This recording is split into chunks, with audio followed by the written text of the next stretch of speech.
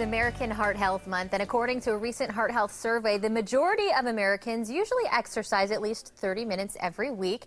But some are not getting the recommended hours that they need. Here to explain is Dr. Gordon Blackburn. So great to have you on the show. Thank you, Stephanie. It's good to be here.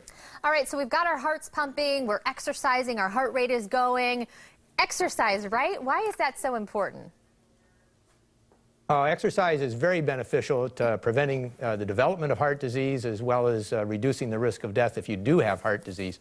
And the interesting thing is it really doesn't matter whether you're male or female, young or old, with heart disease, without heart disease. Everybody gains significantly from getting involved in a regular activity program. And now, according to a recent survey by the Cleveland Clinic, about 80% of Americans do not know the recommended amount of exercise that they need. Why do you think that this is the case? Well, I think there are two issues here. Some people look that exercise needs to be very vigorous. They need to be perspiring aggressively. They need to feel fatigued at the end of the exercise. And that's really not the case. What we're looking at is a moderate amount of exercise, and that's tailored to the individual. So for some people, that may be starting off with a walking program. Some people may prefer swimming. Some people may prefer cycling. Some people may need to jog and put in a more vigorous workout, but it's moderate to the individual. Now, it seems like every other week I see an article regarding exercise and what's the right way and what's the exact way to do it. What would you say is the #1 misconception when it comes to exercise? Yeah. So I think that we probably have two misconceptions, one on either end of the spectrum. One is that it needs to be more vigorous than what they think, or they think it needs to be more vigorous. And the other is that kind of standing up, walking on the job, maybe playing a round of golf every once in a while is really an adequate amount of exercise. And one may be too little and the other one may be too much. What we're really trying to target is 150 minutes of moderate intensity activity a week. So that could be a half an hour, 5 days a week getting out there. And you can split that up. You can split that up into 2 15-minute segments in a day, or even 3 10-minute segments in a day. And also, stress tests, I think, are important, too. Talk about who should have a stress test before they participate in any exercise and why that's important.